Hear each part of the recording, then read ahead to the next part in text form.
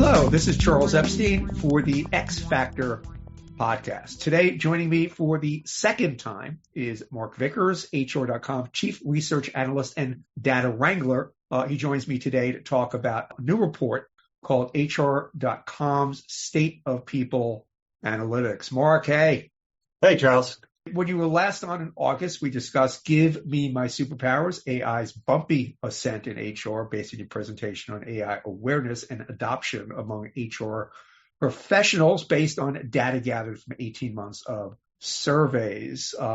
Anybody listening to this, the link to that podcast and that report is below. Mark, before we get into it, a story earlier this week, an HR exec titled, "Is HR already behind in the AI revolution?" It was based on a study showing that HR was not being included in strategic conversations around AI in a meaningful way at their organizations. And one of the people quoted in the article says, "It was unfortunate because if there's one thing AI affects, it is the workforce, and HR should be the experts on the workforce," end quote. And then this person goes on to say, "The reason HR leaders weren't included in those discussions, C-suite executives had little confidence in HR's capabilities around AI. HR wasn't using AI that much and were demonstrating knowledge around AI," end quote.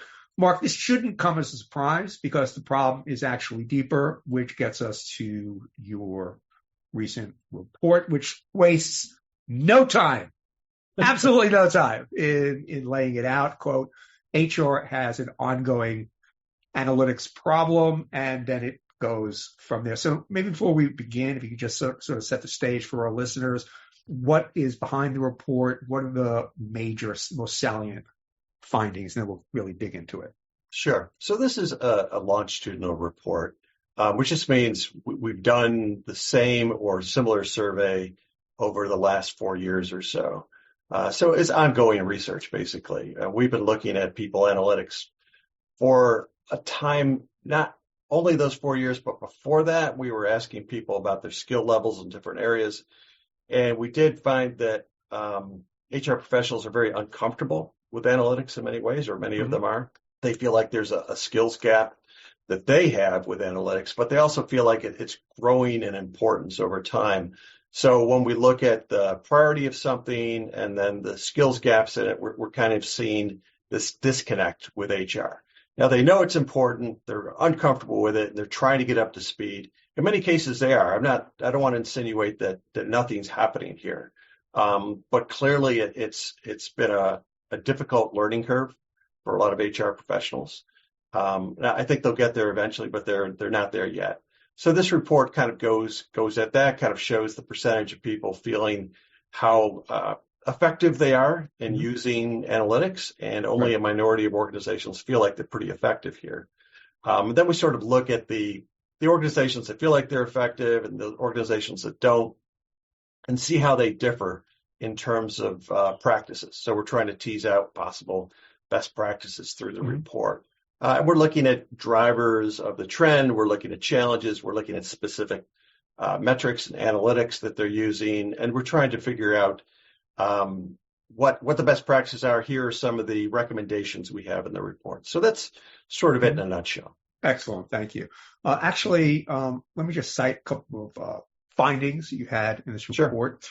Sure. Quote, "Today, only 22% rate their organizations as very or extremely effective at designing and implementing processes to get the most out of people analytics. In contrast, twice as many, 44%, say their organizations are only somewhat effective or not effective at all in this area." So, Mark, is it a design and implementation problem? In other words, a structural or technical problem, or does it go deeper than that? Yeah, it's sort of all of the above. There's all those things. And I think there's cultural and professional problems as well, as I was just sort of saying. But certainly designing, implementing, structuring a sophisticated analytics initiative, it can be really complex. You need to figure out how to coordinate the technologies and the data from those technologies, as well as how you're going to accurately analyze the data to produce not only accurate information, but information that provides insights. If you're not providing insights, really, you're not delivering to your senior management team. Mhm. But another part of that issue is that HR professionals just haven't been comfortable with it, as I was just saying. So over time, we think that's going to change. We think that skills gap is going to close, but it hasn't closed yet. Very Let me often, let me ask you something, Mark. I'm sure, go sorry. I ahead. mean, this is Go not a ahead. new problem. We've been No, talking it's not. about the lack of data analytics. I'm going to use the word literacy. You call it facility, comfort, whatever you want to say. And that really hasn't moved much. And you're talking about there are all these issues from a cultural standpoint. I mean, could you put a finger on what the impediment is? Clearly, it would make sense to any sentient human being that analytics yields insights that are going to help me do my job better. What essentially is the problem? Is it that, hey, I'm perfectly capable of doing my own job. Some of my job is intuitive. Much of it is a people type of job. And these are skills that don't show up in the analytics. I mean, it just baffles me that it's continued to be this thorny problem. And it seems to me so self-evident that analytics is something that they need to wrap their heads around. Yeah. So, if you go into HR, you may not be thinking about analytics as the first type of thing you need to know when you go into that kind of job. You want to work with people. You feel like you have a good understanding of people. Analytics may not come into that. I think that's changing in the HR field, but a lot of senior HR professionals, that just wasn't a big thing when they were coming up. So that's part of it. It's part of a culture change within the HR profession. It's part of the background and disposition of HR professionals. So I don't want to blame it entirely on that, but that's a component. I don't think there's an easy answer. There's not just one factor involved here. Sure. So Sure. But that to me is a looming and to me a little bit of a mystery. Because it seems that if you want to be effective at your job, even if you came into HR, not because you wanted to do analytics or maybe analytics and all that sort of is anathema to you, and that's the reason you chose HR and not engineering. So I yeah, kind of get that, but yeah. still. Anyway, I don't want to beat that particular issue up more than we need to. Let me get into some other things in the report. What are the 5 most widely cited functional areas where people analytics plays an important role? What'd you find there? Yeah. So we kind of slapped together employee experience and engagement. It used to be we just talked about employee engagement, and now we've sort of broadened that umbrella to experience. So the top factor was employee experience / engagement, which makes sense. One of the piece of analytics that HR has done throughout the years are climate surveys. They used to be annual, big climate surveys, especially if you're in a larger company. And usually that was designed to tease out engagement levels and sort of attitudes and things like that. So that is the top. I think my hypothesis on that is just because HR has been very familiar with surveys, and that's been a part of their job. The next thing was retention. So about half of people talked about retention as one of the really key functional areas. And retention has obviously been an issue lately since the Great Resignation. And it's relatively easy to figure out, what your turnover rates or retention rates are. So I think that's a big one. Often organizations use retention as a kind of proxy for quality of hire. So if you want quality of hire, sometimes retention rates, turnover rates, especially of highly talented people, is something we look at. Then you have performance management. That's also been around for a while. So that's sort of third on the list. And it's a relatively simple type of analytics because we've been doing sort of Likert scale ratings, 1 through 5, how you're doing in this area. That's been around a long time. So I think it makes sense that these are some of the things at the top. Fourth was compensation benefits. Compensation benefits, if you're going to be in that field specializing, you probably have a pretty good feel for analytics in general because there's just so many numbers involved. And you also have payroll systems, right? Like the payroll system is going to crank out some good metrics for you and some good data for you. So that's something that almost every organization of any size is going to have a payroll system. So I think it makes sense that that's fourth, or at least among the top 5. Right. And fifth is recruitment selection. There's a lot of analytics that can go with recruitment and selection, and a lot of talent acquisition professionals are sort of gauged on those. So you have time to fill, time to hire, employee tenure, we were just talking about, quality of hire, candidate experience, applicants per job opening, things like that kind of come up in our research as some of the key metrics if you're in that area. Interesting stuff. Mark, what are the top areas that organizations are most likely to use artificial intelligence for people analytics?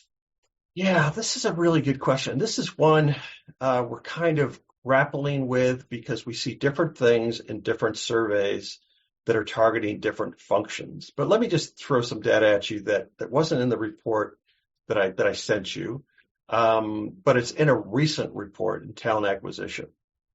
And we asked folks about what emerging technologies do you think are going to be most significant or impactful for your organization's talent acquisition capability over the next 2 years? And the top answer there was AI and machine learning, which I thought was interesting that was the top. Now, that's not analytics per se. There's a lot of ways of using AI and machine learning in terms of talent acquisition.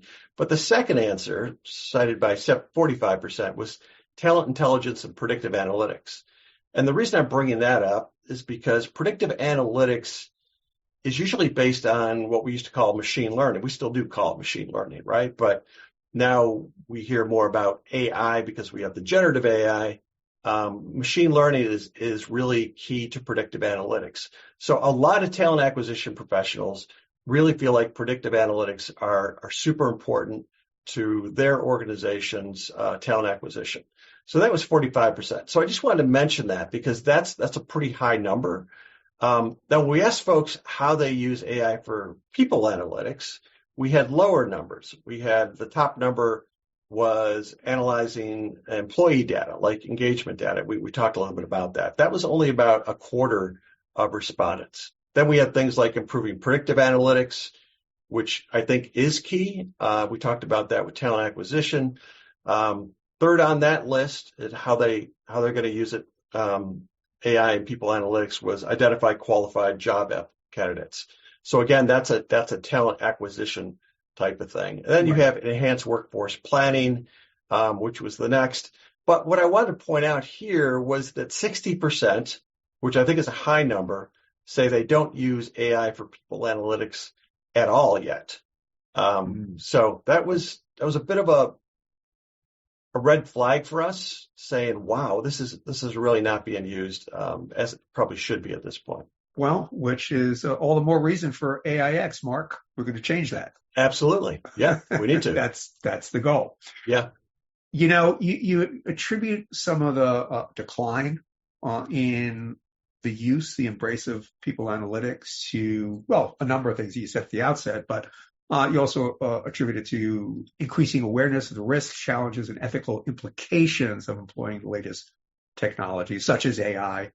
In people analytics, they may not be using analytics. They may not be terribly articulate about AI or knowledgeable, about AI, but they know enough. They've heard about bias and hallucination and some of the risks associated. So maybe that colors some of this. I don't know. What could be done? Does. Yeah, it does. So what could be done to reverse this trend?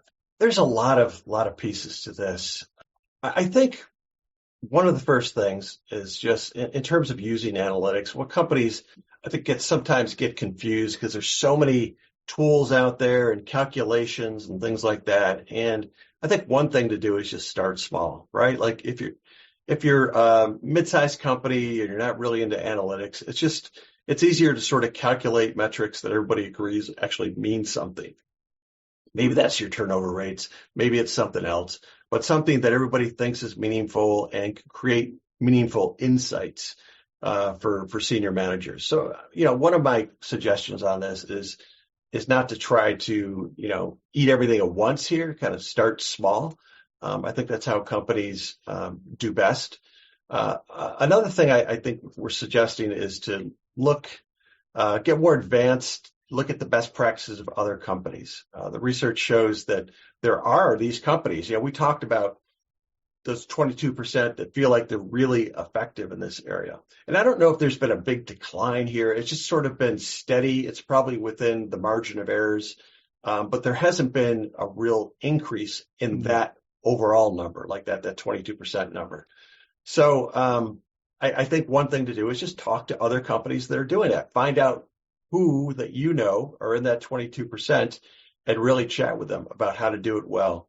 I think the third thing is to find out how your existing technologies can help you.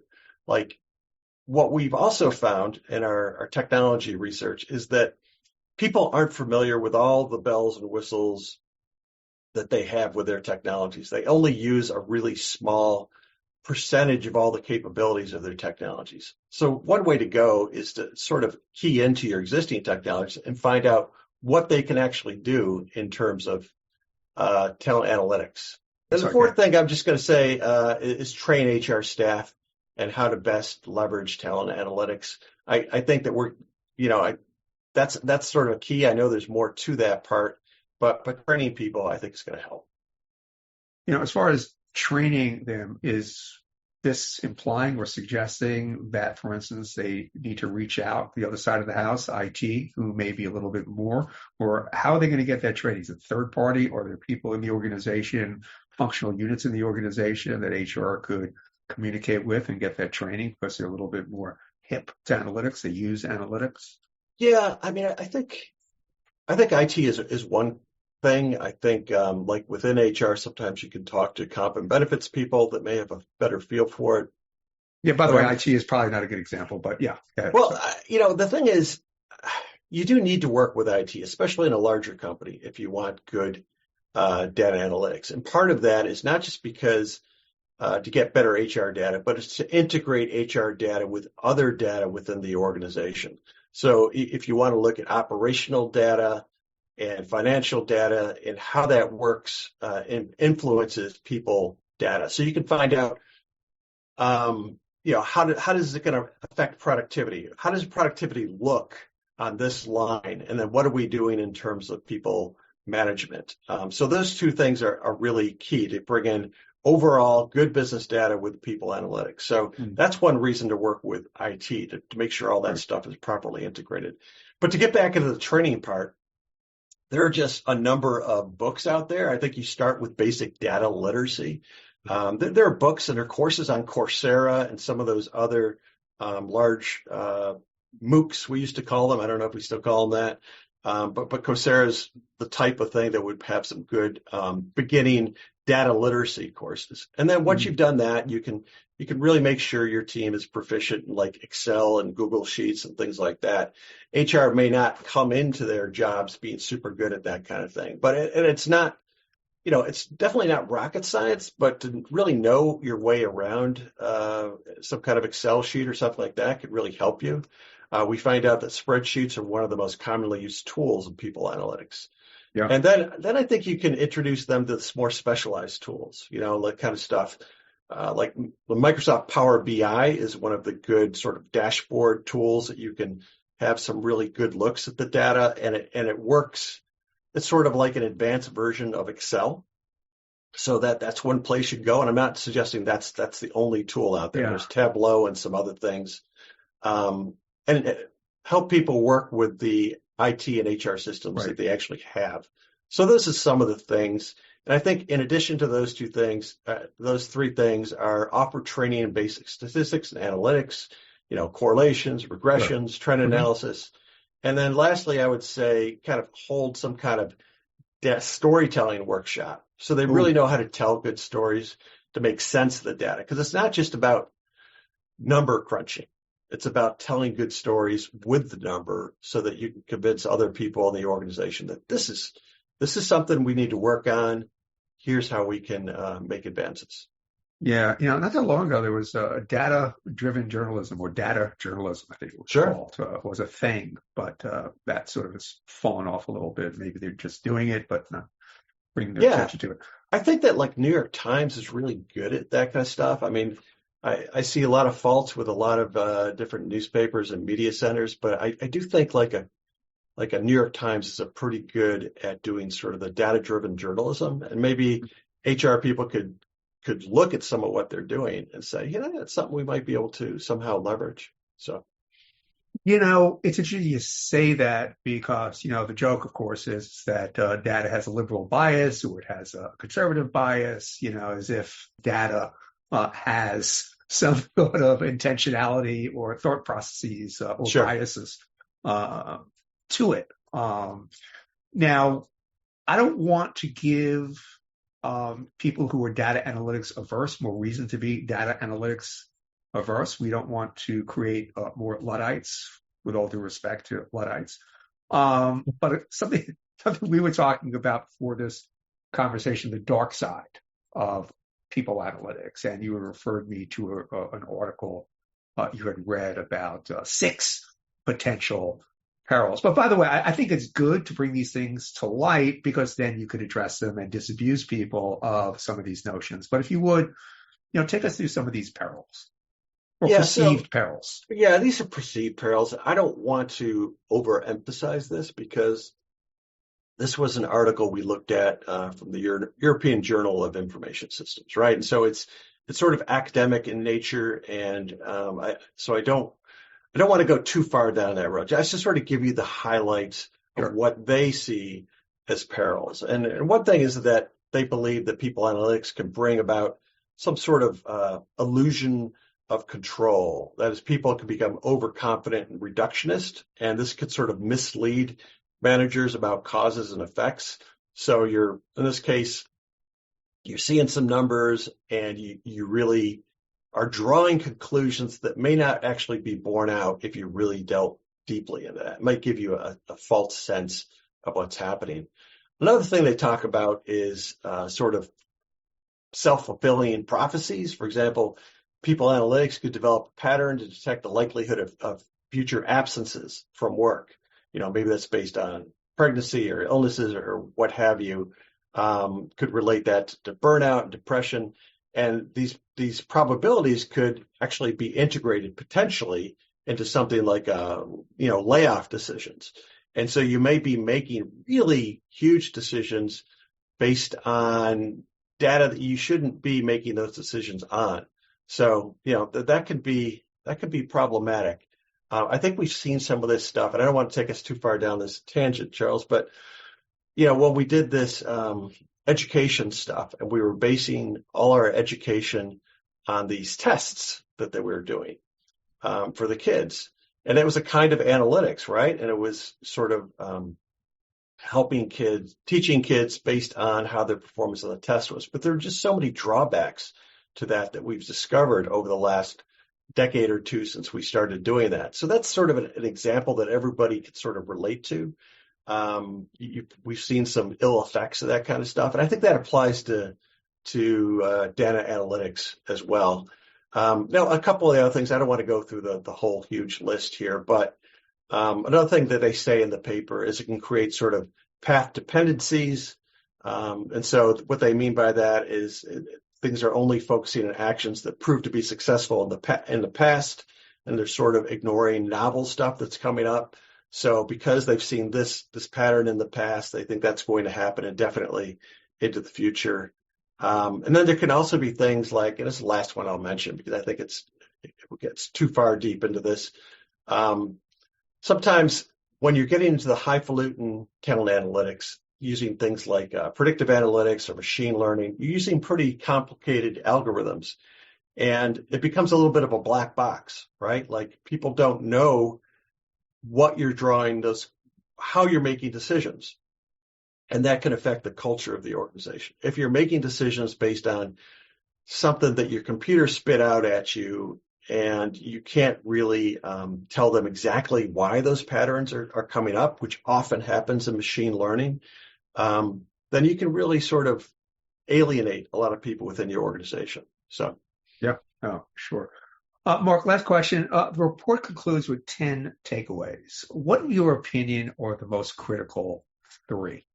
By the way, anybody listening should read the entire report and should go through all 10. But for purposes of brevity, Mark, please. Sure. Well, one of them is, and it's going to be a little general, but let me just start with measure and deliver value, which is one of our key takeaways. That's a very broad thing. And deliver value just means it's not just necessary to measure, but you need to create insights based on that. Unless you can create insights, a lot of it's for naught. You're just You're just throwing out data and people are drowning in the data and they don't really care and it's not having any impact. If you can create real valuable insights within the organization, then that's the kind of thing that you absolutely want to be able to do through people analytics. So that's a big one, just deliver value. And I know it's not so much a strategy as it is just an imperative, you know? Right. Another thing is leverage technologies well, integrate the right kinds of data. I was talking before about integrating HR data with other kinds of data, but integration is one of the most difficult part of analytics. I think it's one of the reasons companies struggle. A lot of technologies that you have don't speak very well to one another. You can port out data and it might be apples, and port out data from another system and it may be oranges. And it can become hard to compare that kind of stuff, which is why you have like data warehouses and data lakes and some of these other big things a lot of larger companies have. So leveraging those technologies well and integrating data from those technologies well is really key to this. Right. And the third thing I say is just strengthen the C-suite relationships, because ultimately, if you do come up with insights, you're in people analytics, you need to be able to convince people, you know, that you have good analytics. You need to be able to, and a lot of the people at the C-suite are obviously number crunching type people. Right. So they're going to come at you with, you know, various questions and how about this and how does that correlate with that? You need to be able to sort of address those things, and they need to be able to trust you, and you need to be able to trust yourself Right. and your analytics. So Right. I think developing those is important. Yeah, actually goes back to that article in HR Exec that I referred to about C-suite executives having little confidence in HR's capabilities around AI, but obviously that goes for data analytics as well. Yeah, I think it does. It's you know, these guys come through MBA programs, and honestly, quite a few HR people come through MBA programs. So it's not like nobody has skills in HR. They often do. But, you know, if you're coming up through an MBA program, you're just, you know, jam-packed with spreadsheets and whatever and all different kinds of analytics. So they may not trust HR to be doing that.